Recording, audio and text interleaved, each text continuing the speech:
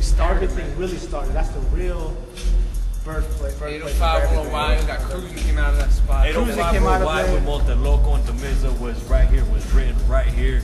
We just listened to the beat, busted that shit, hey, laid it down at this food's path. Yeah. You know what I mean? It's gonna show you right now. We're gonna show you what that's all about. Alright, so this is my house, my spot, kind of my post-production. The original pad of hits right here. This is where it all started. It all started in this room. This is where it all started years ago, just me kind of... I didn't even have none of this. I don't even know what I had. I probably just had a computer. You had that little keyboard over there, huh? I didn't even have this yet. I just had like a computer, and I would just like... Mic. Not even a mic. Like when I first started, just like I wanted to make beats, and I was just like, huh. And I just started making beats. I started making beats. I wasn't really that into it. I was like, I just did it for fun. Probably like years later, I was like, kind of like doing this. So then bought myself a keyboard. Then I bought myself a computer. Bought myself another keyboard. Then he bought himself a Jag.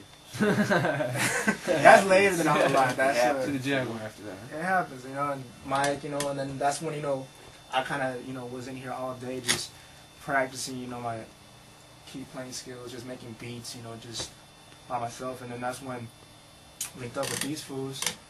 Yep. And I was pretty much like, yo, I make beats, you guys rap? Shit, let's do something, So this is where we got the mic, we're like, hey, let's just get a mic or something, let's see what we can do. Came in with the mic. Fucked around, like, we stayed here late for a couple nights. We just chilled here, like, all late until the morning. We would bust here till the morning. Like, before we even knew how to write shit. Dude, we had the itch. We had the group. We didn't even know how to... We were getting all the shit prepped and ready to go. Yeah, we weren't like... We didn't have no methods down or nothing. Like, we were still new to everything. We were just like... It's kind of like, four guys in the room, with a mic and some beats, like, hey, we're just messing around, just making beats, doing some songs. Trying to make something out of nothing. Testing the water, dude. We was testing the waters. Now we splashing. It was something crazy. Hey, once we touched it, we wanted more. It's kind of like you're once we got a little bit, y'all fuck. Like when the first song came out, like the first actually like good song, like a song that actually felt like it was legit. We heard it and we're like, damn, like this could be real. This could be actually tight. Like if we make some tight shit like this, like yo, I kind of like this. You know what I mean? Yeah. So and then when you have people you show them the song and they like you get a good vibe from it, you're like, damn, like I want to keep, like you realize you may be able to do this if you keep going at it. So you gotta keep the grind up, keep the practice up. But yeah, we practiced. We did all the songs. Cruising. There's that cruising. Cruising. That's where, cruising. I made the beat right here. I was just in my room just messing around, and that came out. 805 Worldwide, the one that him and one of the local is on. Pretty much like all my beats usually like I like to make them here. I've gone to the big studios. Studio 9. We've done a lot of stuff there. Music studio, but this is kind of like where my niche is. It's like home. This is where you feel most comfortable, and I think that's where. Like the biggest records, like I've been a part of. That's where they came, my own spot. Just because I'm comfortable. I know what I have. I know what I can do. I know what I can work with, and it's just something about it. I don't know. I just love working here. So I can see myself working here forever. Just this is actually the spot. Eventually, like I'll make it bigger. I'll move out to another spot and actually buy more equipment and everything. But this for now. This is where kind of like. The basics and what we need. Everything that I do comes out of it. No matter how much money you got, home is still home. So if you can work out of home, that's always the right mindset you want. So you're more relaxed there. Than a studio is more industrial, and you feel. It's always more relaxed. Usually, like cruising. Like I did cruising here. I just did it here. We took it to Studio 9, the big studio, big SSL room board and everything, and that's where they mixed it and everything. But this is where actually the creative process comes out of, and this is where it all. Just kind of begins. If it ain't here at Losh's house, it's at Mrs. Pat. The Mrs. Pat. It's the same thing. It's grandma's house. That's home right there too. That's home. You walk into that place, you get to go chill up your bag. It feels like home, dude. You got the fireplace, you got homemade cooking. Granny's got it going on, dude. Shout out to Granny. Shout out to Granny. Shit, man. Granny, them brownies, man. She'd be cooking them. Man. Yep. Music and cookies, you can't go wrong. Can't go wrong with that. Can't fight that. That's the way to go. That's the way to do it. Right here we got the Dr. Dre 2001 plaque.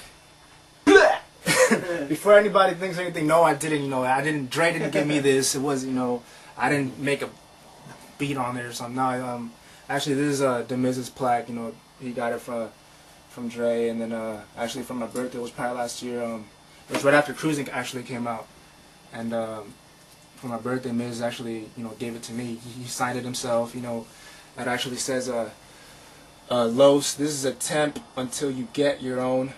Happy B-Day. Here's to Mo hits. Cruising is just a beginning.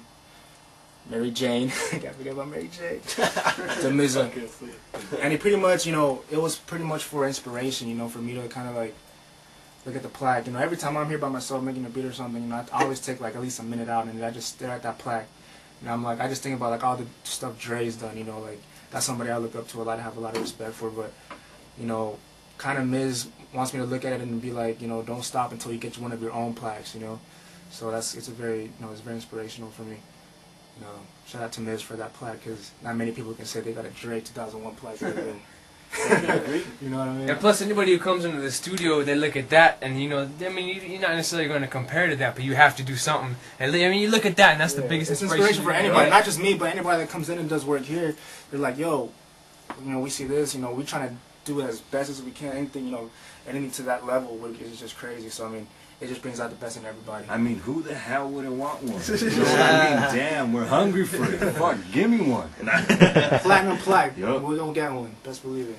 Alright, so up in, we're jamming Los's pad. We're gonna cruise up to where I was raised in Board G-Town, Toledo. You know we had to hit the G spot.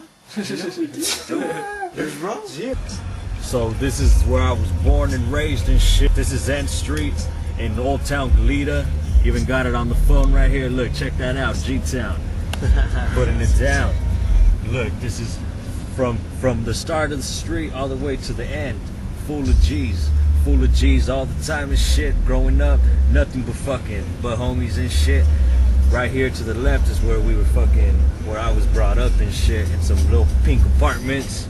You know what I mean? It's they were orange before, but you know how hey, us Mexicans try to make it like look all tight, you know, so I don't know, they try to painted that fucking shit. There ain't nothing funny about little pink apartments. Yep. Right here to the left, that's the spot right here. This is where I was raised right here and shit, down this fucking aisle right there. Right there. To the left.